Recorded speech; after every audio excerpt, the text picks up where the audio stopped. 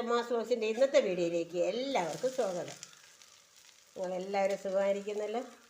ഇവിടെ എനിക്ക് ഒരുവിധ സുഖം തന്നെ. ഞാൻ രാവിലെ ബ്രേക്ക്ഫാസ്റ്റ് ഉണ്ടാക്കിയാണ്. ദോശയും സാമ്പാറുമാണ് ഇന്നത്തെ ബ്രേക്ക്ഫാസ്റ്റ്. ഇന്നലെ രാത്രി മുതൽ ഇവിടെ പോയ കറണ്ടാണ്. ഇത്രയും സമയമായിട്ട് കറണ്ട് വന്നില്ല. അതുകൊണ്ട് ബ്രേക്ക്ഫാസ്റ്റ് ഉണ്ടാക്കാൻ താമസിച്ചു പോയി. നിങ്ങളെല്ലാവരും എന്നെ സപ്പോർട്ട് ചെയ്യണം. ഇന്ന് കിട്ടിയിരിക്കുന്ന മീൻ ഇതാ ഞണ്ട്. വേറെയും കുറച്ച് കാര പോലത്തെ മീൻ കിട്ടിയിട്ടുണ്ട് കേട്ടോ. ഇന്നലെ അതിൽ നിന്നും രണ്ട് ഞണ്ടെടുത്ത് ഞാൻ ഫ്രൈ ചെയ്യുകയാണ്. മുളക് പൊടി, മല്ലിപ്പൊടി, മസാലപ്പൊടി, മഞ്ഞൾപ്പൊടി, 1 ടീസ്പൂൺ അരിപ്പൊടി, ഇഞ്ചി, വെളുത്തുള്ളി ഇത്രയും ചേർത്തിട്ടുണ്ട്.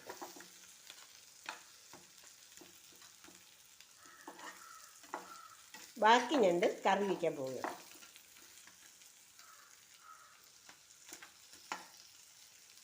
കറണ്ടില്ലാത്തതുകൊണ്ട് പ്രകാശമില്ല. നിങ്ങളുടെയൊക്കെ നാട്ടിൽ കറണ്ട് പോകാറുണ്ടോ ഈ മഴയത്ത്? ഇവിടെ എന്നും ഇതാണ് പതിവ്. 2 ഞണ്ട് ഞാൻ ഫ്രൈ ചെയ്തോളൂ. ബാക്കി ഞണ്ടുകളെല്ലാം ഞാൻ ക്ലീൻ ചെയ്ത് വെച്ചിട്ടുണ്ട്. കുറച്ച് കറിവേപ്പിലയും ഉപ്പും ചേർത്ത് വെച്ചിട്ടുണ്ട്. അതിനോട് ചേർക്കുന്നതിന് വേണ്ടി ടൊമാറ്റോ, ചെറിയ ഉള്ളി, കറിവേപ്പില, ഇത് ഉടങ്കൊല്ലി മുളകാണ് 2 എണ്ണം എടുത്തു, ഇഞ്ചി, വെളുത്തുള്ളി, പച്ചമുളക് ഇത്രയും ഉണ്ട്. പിന്നെ തേങ്ങാപ്പാൽ, 2 പാൽ 2 ഗ്ലാസ്, 1 പാൽ 1 ഗ്ലാസ്. കറണ്ട് ഇതുവരെയും വന്നില്ല കേട്ടോ.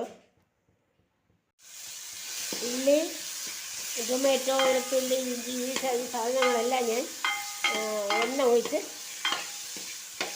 കടുക് വറുത്തിട്ട് വഴറ്റുകയാണ്.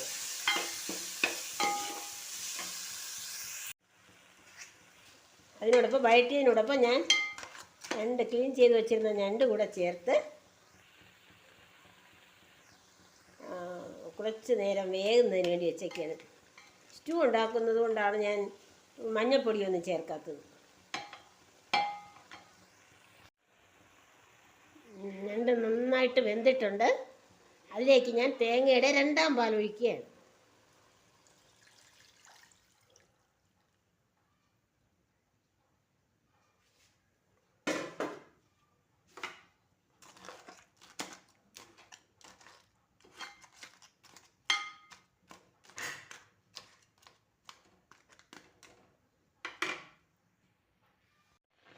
തേങ്ങയുടെ 2 പാലിൽ കിടന്ന് കുറച്ചുകൂടി നല്ലതുപോലെ വെന്തിട്ടുണ്ട്. ഇനി ഞാൻ ഇതിൻ്റെ 1 പാൽ ഒഴിക്കാൻ പോവുകയാണ്. ഇതിനിടയ്ക്ക് ഞാൻ കുറച്ച് മസാലപ്പൊടി, ഗരം മസാലയുടെ പൊടി 1 ടീസ്പൂൺ മസാലപ്പൊടി കൂടെ ചേർത്തിട്ടുണ്ട്. വേറെ പൊടികളൊന്നും ചേർത്തിട്ടില്ല.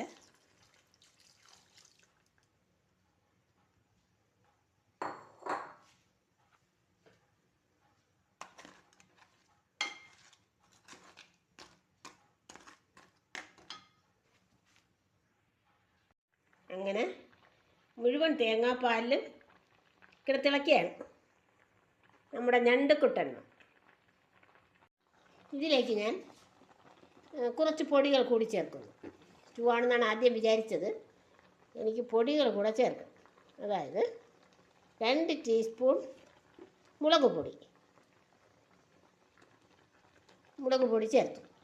പിന്നെ കുറച്ച് മല്ലിപ്പൊടി കൂടെ ചേർക്കാം. മല്ലിപ്പൊടി ചേർത്തു. ഇനി കുറച്ച് മുതലുള്ള മഞ്ഞൾപ്പൊടിയും ചേർക്കാം. ഇനി ഇത് ഉപ്പ് ആവശ്യത്തിനുണ്ട്. ഗരം മസാല നേരത്തെ ചേർത്ത് കഴിഞ്ഞു. ഇനി ഇത് കിടന്ന് കുറുകട്ടെ.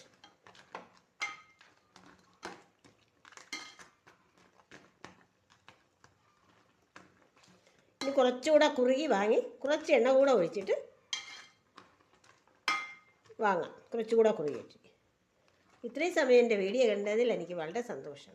അടുത്തൊരു വീഡിയോയിലൂടെ നമുക്ക് വീണ്ടും കാണാം. നന്ദി, നമസ്കാരം.